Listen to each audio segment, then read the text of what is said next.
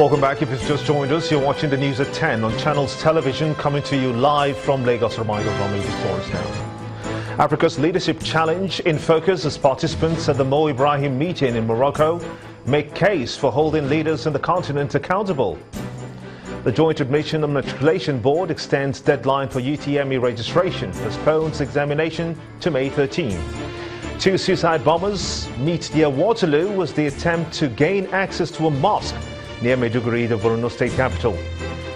And Russian military cuts communication link with Pentagon over attacks on Syrian Air Force base in the US.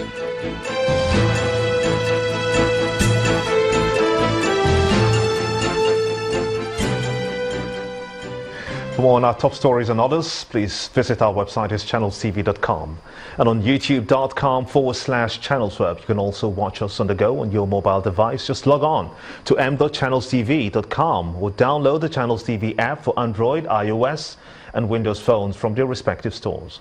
Having the Channels TV and the Channels 24 app will give you access to news and updates. You also have the Eyewitness feature though, so you too can be part of the news. Just install the app. Then tap and swipe to reveal the Eyewitness menu and follow the instructions to share those pictures, videos or news of happenings around you.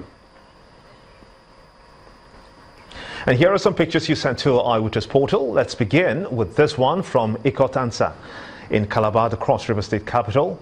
This canal, according to our Eyewitness reporter, is not only blocked but also stinks. He's calling on the relevant government agencies to enforce cleanliness. And still on the environment is our next image from Okoba in Agege area of Lagos State, showing a fallen fence, which our Eyewitness reporter says is about 9 feet. Well, according to him, the fall is due to poor drainage. He therefore calls on the contractor working around the area to do more to prevent a recurrence. From Ikosi-Ketu, also in Lagos State, comes our next photo showing people whom our Eyewitness reporter says are protesting the blackout in their area. Well, according to our Eyewitness reporter, they have not had light for more than 2 months now, and despite that, they have had to pay their bills. He calls on the concerned authorities to restore electricity. Still on protest is our final image from Benin, the Edo State capital. It is showing people our Eyewitness reporter calls doctors from the University of Benin Teaching Hospital. They are protesting over non-payment of their salaries and for several months. He's calling on the concerned bodies and individuals to come to their aid. We do sincerely thank you for these pictures, as we ask that you keep them coming. Now, 2 female suicide bombers have blown themselves up in a village near Maiduguri in the early hours of today.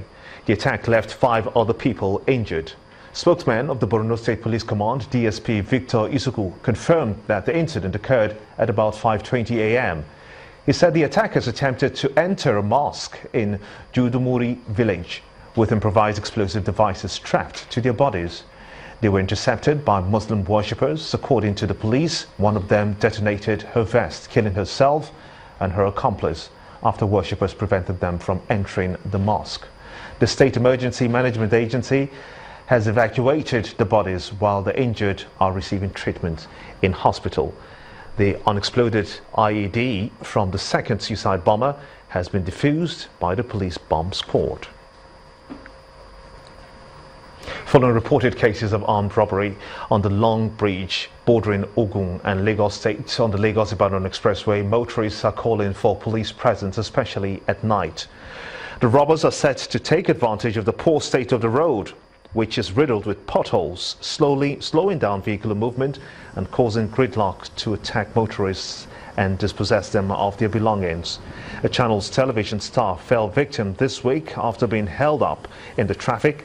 He was approached by the armed robbers who were wielding dangerous weapons. They forced him out of his car, then threw him off the bridge into the swampy surrounding where other members of the gang were waiting for their victim. He was beaten and dispossessed of cash and other valuables. While he managed to escape, though, some other victims have not been so lucky to escape alive. The motorist, who could not speak on camera, asked security operatives to provide surveillance on the bridge and undertake a clean sweep of the area to avoid further attacks and loss of life. More stories now. The outbreak of meningitis in some states of Nigeria has brought to the fore the importance of vaccination and effective treatment of the disease. Bacterial meningitis is serious and can be fatal within days without prompt treatment. This increases the risk of permanent brain damage or death. On our Focus on Health tonight, our correspondent Yomi Otaigbe tells us about this infection that rears its head mostly during the dry season.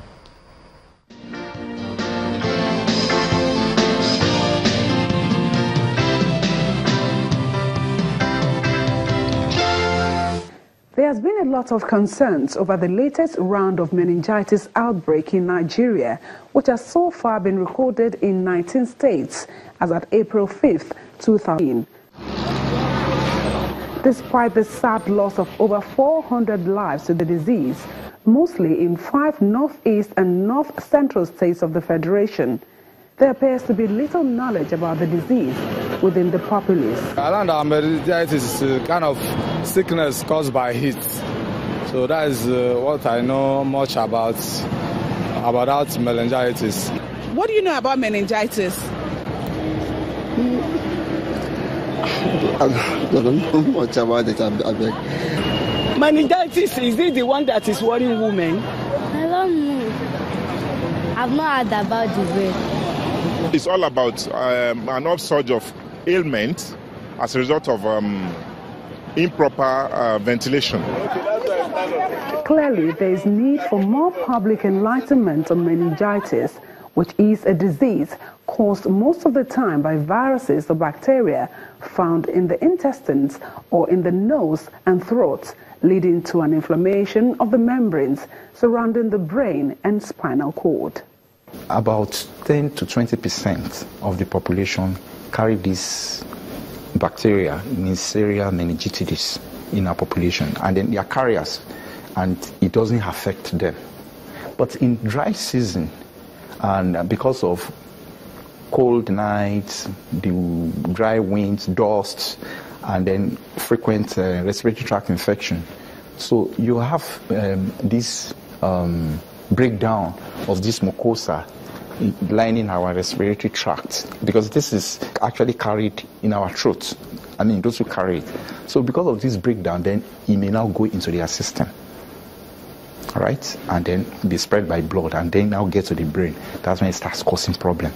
According to health authorities, this current outbreak in the country is based on an unusual type of microorganism. The strain of meningitis this year is a different type. We used to have meningitis A, which has been virtually eliminated through mass inoculation.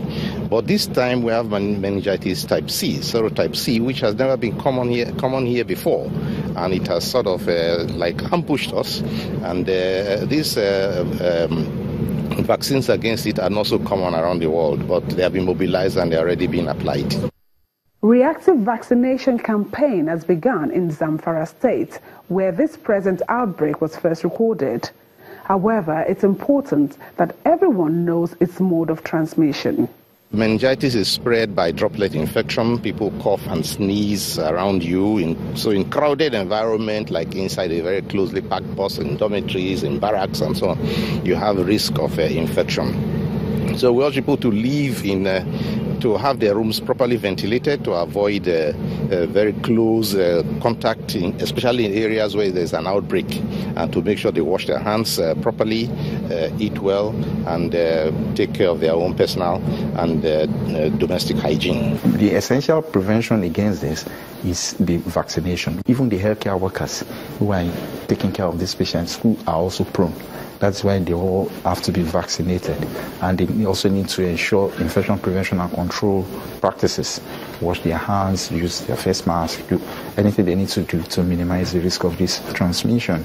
And then people are also to report cases, because case management is the key way to manage these cases, because those who have it, if you leave them in the community, they continue to spread it. But if you bring them in and then you quickly treat them, then you reduce the chances of spreading it further in the community. Spread the knowledge and not the disease. Report any suspected case of meningitis to the nearest health facility. Yomi Otaigbe reporting for Channels Television News.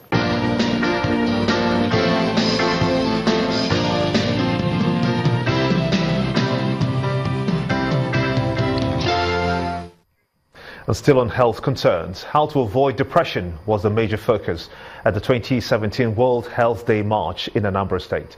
The Anambra State Ministry of Health is taking the message to the people in Awka, the state capital, and environs, cautioning citizens to slow down on activities that can sink them into depression. It was also an opportunity to create awareness about the meningitis outbreak in northern Nigeria. With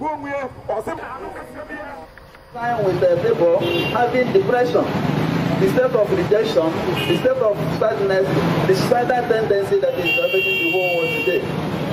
So the world, what is important about the depression is how do you manage yourself, because you can have some level of stress. You can have stress, but you should not allow yourself to get depressed. And that's why we are carrying this crusade. That people have to chill, people have to do with what they have, people have to be happy. It's not anything that you are alive. And that's the way we are carrying this crusade. By virtue of the socio-cultural dynamics of Africa's most populous nation, disabled persons have yet to find a place of belonging, as different stigma attached to various disabilities continue to precede them, affecting their ability to coexist on equal footing with the rest of society. This is particularly true for Nigerians' deaf community, who requires sign language interpretation and special needs in a country that struggles to cater for even the basic human needs of much of its population. In this special report, our correspondent Ajuri Ngalale examines the plight of the country's deaf community as they navigate life in silence. In Nigeria, deafness is frequently mistaken for mental retardation.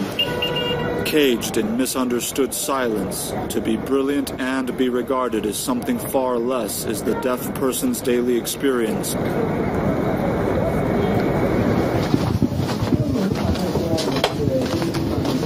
Chinemeze Madi is a deaf civil servant at the Federal Ministry of Education. Fully literate, he reads and writes his way up the ladder. His boss attests. Among myself, I have about 22 staff under my unit, and I pick him as number one. All these five you see here, without telling him to tie them, to arrange them, he did everything without my own knowledge, without my own consent. Blessed with an education, Chinemeze intimates that even as he remains underestimated in society, the lack of sign language interpretation in churches, hospitals, and government offices undermines the deaf person's pursuit of social inclusion. They feel deaf people are not educated. But it's not true. Me, I went into the university. I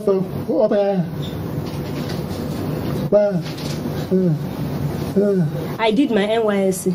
I'm sorry to say, discrimination should stop. Across the city, we find that social exclusion widens the gaps of economic inequality.